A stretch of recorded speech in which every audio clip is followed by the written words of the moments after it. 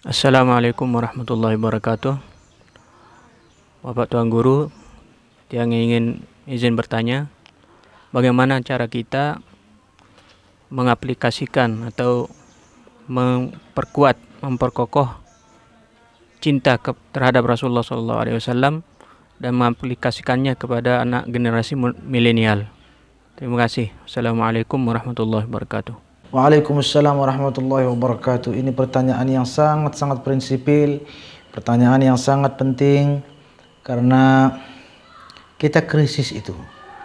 Umat krisis cinta kepada baginda Rasulullah SAW. Karena itu sulit atau jarang kita temukan yang betul-betul berbondong-bondong meneladani dan mengikuti jejak baginda Rasulullah SAW. Bagaimana tidak? Karena cinta itu yang tidak begitu diresapi dan mendalam terhadap beliau. Dalam sebuah hadis bahkan Nabi tegaskan, la yu'minu ahadukum hatta akuna ahabba ilaih. Tidak sah, tidak dikatakan beriman atau tidak sempurna iman seseorang di antara kamu kecuali dia menjadikanku, kata Nabi, yang paling dicintainya melebihi orang tuanya, anaknya, dan semua orang. Nah, apakah itu sudah terwujud dalam hidup kita? Apakah itu sudah kita turunkan atau kita ajarkan, kita bangkitkan pada anak-anak kita atau generasi milenial saat ini? Mengapa kita melihat banyak sekali generasi di sekitar kita itu lebih suka, lebih doyan meniru orang-orang barat atau orang-orang Korea, artis-artis walaupun dalam negeri juga, itu yang lebih suka ditiru, atau gaya-gaya barat, gaya-gaya yang aneh-aneh lah. Kenapa? Karena mereka suka sama itu semua. Kenapa mereka suka sama itu semua? Kenapa mereka suka artis misalnya? Sehingga mereka meniru artis itu dalam hal-hal kecil sekalipun. Bentuk pakaiannya, gaya bicaranya ditiru. Model rambutnya, dia bersemir, dia berdiri, rambutnya ikut diberdirikan. Ya, kenapa itu? Kok bisa mereka lebih cinta sama artis? Karena sehari-hari itu yang dilihat, sehari-hari itu yang dikonsumsi. Buka majalah artis, buka TV artis, mungkin buka kulkas juga isinya artis, buka keran juga mungkin artis yang keluar. Karena di mana-mana artis.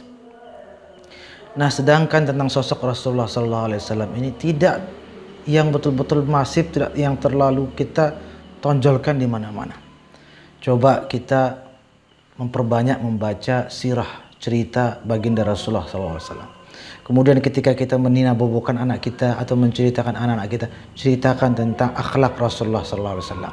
Coba di acara-acara TV dan acara-acara di mana-mana, yang paling sering ditayangkan atau ditampilkan adalah akhlak atau kajian-kajian tentang kemuliaan sosok baginda Rasulullah SAW.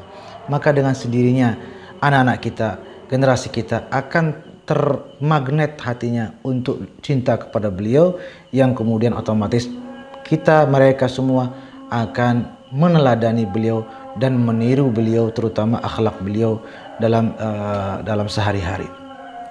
Oleh karena itu, sebagai tadi pertanyaannya bagaimana kita membangkitkan cinta kepada Nabi, yaitu banyak mengkaji tentang sosok beliau, berta'alluq, kata ulama. Betul-betul kita sehari-hari kita itu banyak keponya, banyak kepoin baginda Nabi. Dan itu juga kita terus ceritakan ke anak-anak kita, ya, di acara-acara televisi, di acara-acara di YouTube, di channel-channel YouTube misalnya, perbanyak konten-konten tentang sosok baginda.